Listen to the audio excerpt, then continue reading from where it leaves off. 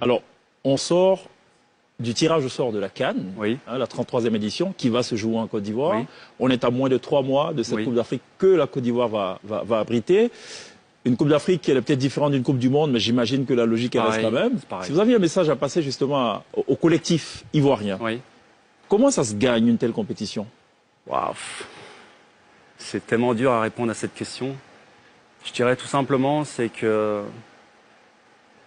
il faut que tous ensemble, on ait le même objectif. Il faut que personne se mette devant le collectif. Il faut que tout le monde soit au service du collectif. Et il faut que le peuple ivoirien soit le 12e homme, en fait.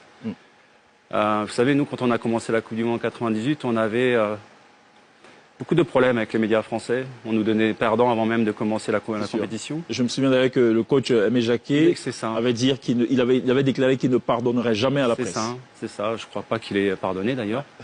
Mais on a fait unité, on a fait corps autour de notre sélectionneur. Et en fait, il n'y avait pas d'ego particulier, même si pour être un champion, il faut avoir un ego. Mais on l'a placé au service du collectif. Et je pense qu'il faut être extrêmement rigoureux dans tous les paramètres chaque jour en fait. Vous avez l'entraînement visible, l'entraînement invisible. Et lorsque vous êtes moins rigoureux à ce niveau-là, vous perdez en fait en efficacité sans même le savoir sur le terrain. Et je pense que le fait de jouer aussi dans son propre pays vous amène aussi une extra motivation. On appelle ça le facteur X. Et si j'ai un conseil à donner aux Ivoiriens, faites en sorte d'emmener le peuple ivoirien dans votre sillage. D'accord. Vous avez tout dit, sauf peut-être le plus important, vous l'avez peut-être dit dans d'autres mots, c'est le mental. Le mental aussi, oui.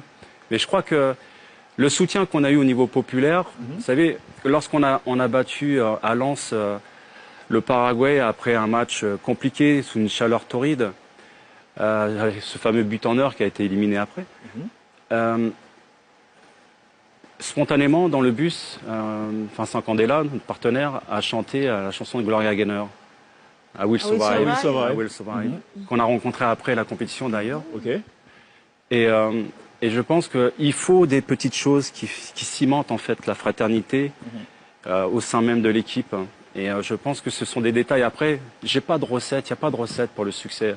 On sait tous comment il faut se préparer, on sait tous comment il faut s'entraîner, comment il faut s'hydrater, dormir. Mais après, vous avez aussi l'adversaire à prendre en considération. Donc, à partir du moment où vous donnez le maximum de vous-même et que vous croyez en vos rêves, tout est possible. Quelle est l'attitude qu'il faut adopter face à une presse qui est acerbe pour un joueur? J'ai toujours coutume de dire que vous êtes un personnage public ou même lorsque vous êtes sous les critiques, il ne faut pas faire attention au bruit autour de soi. Il faut vraiment faire abstraction de ça, rester concentré sur son objectif. Après, vous pouvez vous nourrir des critiques. Ça doit être une critique, des critiques qui vous servent justement à vous motiver, à vous surpasser. Vous savez, vous avez des entraîneurs, même à l'époque de la Coupe du Monde, on nous mettait des revues de presse pour nous dire exactement ce qu'on pensait de nous à l'extérieur. Donc certaines personnes ont du mal à gérer ça. Mais en ce qui nous concerne, à cette époque-là, on avait une envie justement de renverser la table et de leur montrer qu'ils avaient tort.